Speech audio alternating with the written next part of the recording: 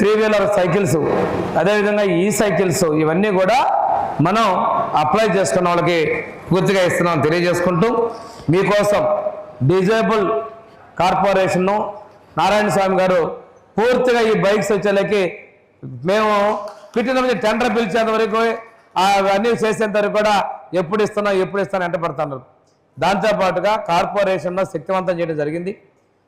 దాంతోపాటు ఈరోజు disabled commission కూడా ఏర్పాటు చేయడం జరిగింది. ఇప్పుడు ఎస్సీ ఎస్టీ కమిషన్ ఉన్నట్టుగా డిజేబుల్డ్ కమిషన్ కూడా ఏర్పాటు చేయడం జరిగింది. ఆ కమిషన్కి చైర్మన్ సభ్యులు నియామకం చేయడానికి కూడా త్వరలోనే నోటిఫికేషన్ కూడా ఇవ్వబోతా ఉన్నాం. అంటే ప్రభుత్వం మీ సమస్యల పట్ల, మీ సంక్షేమం పట్ల, మీ అభివృద్ధి పట్ల ఎంత చిత్తశుద్ధి ఉందని చెప్పడానికి ఇది నిదర్శనం తెలియజేసుకుంటూ, అదేవిధంగా పుట్టుకలోనే వినికిడి లోపం ఉంటే ఎలా గ్రహించాలని చెప్పిన ప్రతి ఒక్క గవర్నమెంట్ హాస్పిటల్ కూడా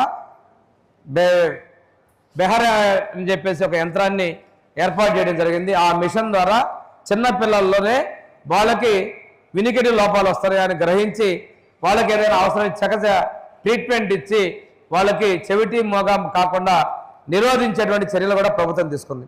ఈరోజు ఇంకొక విషయం ఏంటంటే ఆటిజం అనేది ఈరోజు ఎక్కువ మంది తల్లిదండ్రులు బాధిస్తున్న సమస్య.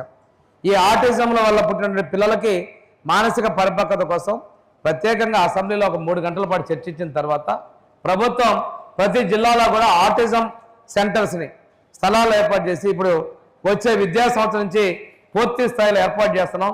అందులో మన స్కూల్స్లోను, రెసిడెన్షియల్ స్కూల్లోను అందుబాటులో ఉండేవి చేసి ప్రత్యేకమైనటువంటి డాక్టర్సు, ట్రైనర్సు, సైకియాట్రిస్టులు వీళ్ళందరి ద్వారా ఆ పిల్లల జీవన ప్రమాణాలు పెరిగి వారి జీవితాల్లో వాళ్ళ యొక్క పనులు చేసుకునే విధంగా చేయటం కోసం ఆటిజం సెంటర్స్ని కూడా ప్రభుత్వం రాష్ట్ర వ్యాప్తంగా నిర్మాణం చేస్తూ ఉందని చెప్పేసి ఈ సందర్భంగా మీకు తెలియజేసుకుంటూ